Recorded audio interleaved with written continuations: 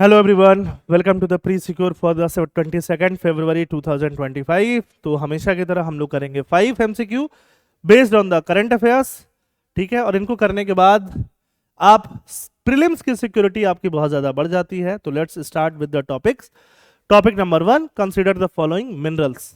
कौन कौन सा मिनरल्स इसमें मेजर मेजर मिनरल है? देखो, बहुत सारा मिनरल जो है मेजर मिनरल होता है, बहुत सारा माइनर मिनरल होता है। तो जिसका यूज बहुत ज़्यादा होता है गवर्नमेंट उसको मेजर मिनरल डिक्लेयर करती है। तो इसमें से बताइए कौन कौन सा मेजर मिनरल है और कौन कौन सा माइनर मिनरल है। हाईली इंपॉर्टेंट टॉपिक है। क्यों है?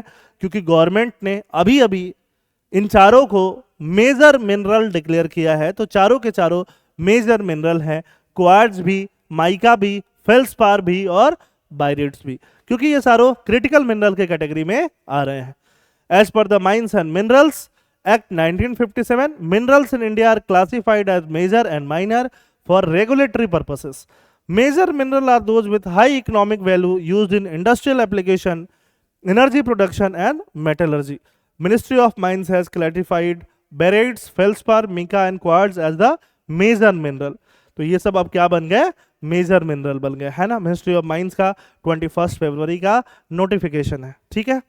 Question number 2, Simlipal tiger reserve के बारे में आपको कुछ पता है तो बताइए, कहां पे है? उड़ीसा में है। Simlipal pseudo melanistic tigers are found in the wild, है ना। वैसे टाइगर जो काले रंग के दिखते हैं, ब्लैक स्पॉट्स उनके शरीर पे होते हैं, उनको बोलते हैं स्यूडो मेलानिस्टिक। वैसे तो मेलानिस्टिक बोलते हैं, बट ब्लैक स्पॉट एक तो नेचुरली होना और एक ऐसे होना कि बहुत ज्यादा इन ब्रीडिंग हो गया है। इन ब्रीडिंग मतलब एक टाइगर या एक टाइगर का जो कपल है उससे बच्चे पैदा हुए, वो बच्चे आपस में बहुत सारा मीटिंग कर रहे हैं, उनसे उनके बच्चे पैदा हुए, तो इन ब्रीडिंग बोलते हैं। इन ब्रीडिंग से बॉडी में पिगमेंटेशन होता है, कलरेशन हो जाता है, जिससे मेलानिस्टिक टाइगर आते हैं, है ना, जिनके शरीर पे काले पैचेस होते हैं। Simlipal tiger reserve is located in the state of Orissa. It was recognized as the part of world network of biosphere reserve. All three statements are correct, 1, 2 and 3। और कहां पे लोकेटेड है? मयूरभंज डिस्ट्रिक्ट ऑफ केरला में।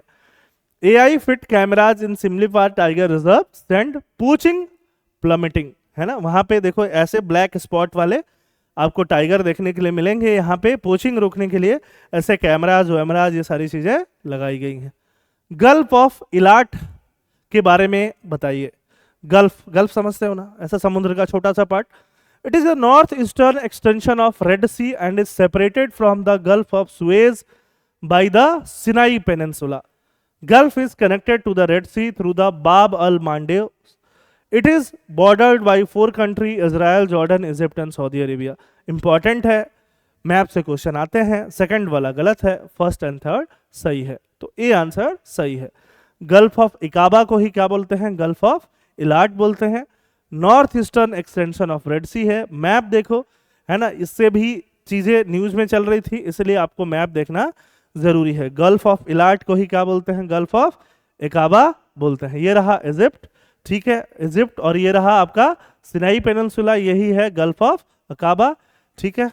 और यहाँ पे आप जब देखोगे तो ये इजराइल है, ये जॉर्डन है, ये रेड सी का जो ये एक्सटेंडेड हिस्सा है, इधर ही जाके आपको क्या बनता है? गल्फ ऑफ इलाट और एकाबा बनता है, ठीक है।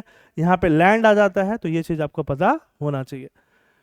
Question number 4, Caspian pipeline consortium. Caspian pipeline consortium किसको कनेक्ट करता है? ABCD ऑप्शंस पढ़ो, इनको बताओ। तो Caspian pipeline consortium Tengiz oil field in Kazakhstan and Black Sea port of Novorossiysk in Russia को कनेक्ट करता है। फर्स्ट ऑप्शन सही है, बाकी ऑप्शन गलत है। रशिया इसमें बीच में आ रहा है, जिसपे यूक्रेन वॉर कर रहा है, इसलिए ये न्यूज में चल रहा है। Tengiz oil field in Kazakhstan, Black Sea port in Russia, ठीक है। Ukraine attack on Russian pipeline to hit Kazakh oil export. तो ये एक इंपॉर्टेंट न्यूज है, तो आपको पता होना चाहिए। ये रहा पूरा पूरा वो पाइपलाइन जो टर्मिनल से आ रहा है। Last question, OPEC and OPEC plus. OPEC organisation of petroleum exporting country को हम क्या बोलते हैं? ओपेक बोलते हैं। तो ओपेक ने अपना एक ग्रुप बनाया हुआ है, वैसे ही एक दूसरा ग्रुप है जिसको बोलते हैं OPEC plus. OPEC plus was formed in 2016 to establish cooperation between OPEC and non OPEC oil producing country. जितनी कंट्रीज ऑयल प्रोड्यूस करती हैं सारा ओपेक का पार्ट नहीं है, कुछ और कंट्री भी पार्ट है जो कि प्रोड्यूस करती हैं ऑयल, तो उनको ओपेक प्लस कंट्रीज में वो आ गई हैं। OPEC includes only Middle East country, जो गलत है। ओपेक का हेडक्वार्टर भी सऊदी अरेबिया नहीं है। Angola withdrew its membership from OPEC in January 2024, तो फोर्थ ऑप्शन सही है ना। सेकंड सी जो है वो गलत है, इसके हिसाब से आप आंसर इसमें लगा सकते हो। फिफ्थ का आंसर आ जाएगा 1 एंड 4, 1 एंड 4 ओनली, मतलब 1 ये और 4 ये, बी और सी जो है वो इसमें गलत है। ठीक है, तो 1 is correct, 2 is incorrect. 1 is correct क्यों? OPEC plus was formed in 2016 as an alliance between OPEC and non OPEC oil producing nation. OPEC एक oil exporting countries, oil producing and exporting countries का club है, तो उसमें सारे oil producing countries नहीं है, कुछ बच गए थे, तो उनके बीच के क्लब को जोड़ने के लिए ओपेक प्लस बना था।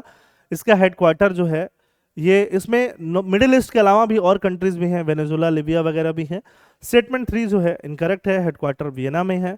4 जो है करेक्ट है, अंगोला ने विड्रॉ किया था लास्ट ईयर। ठीक है, तो ओपेक की कंट्रीज जो हैं आप देख लो, मिडिल ईस्ट के अलावा और भी कंट्रीज, अफ्रीकन कंट्रीज है ना, उसके अलावा वेनेजुला वगैरह भी इसका की मेंबर बनती हैं।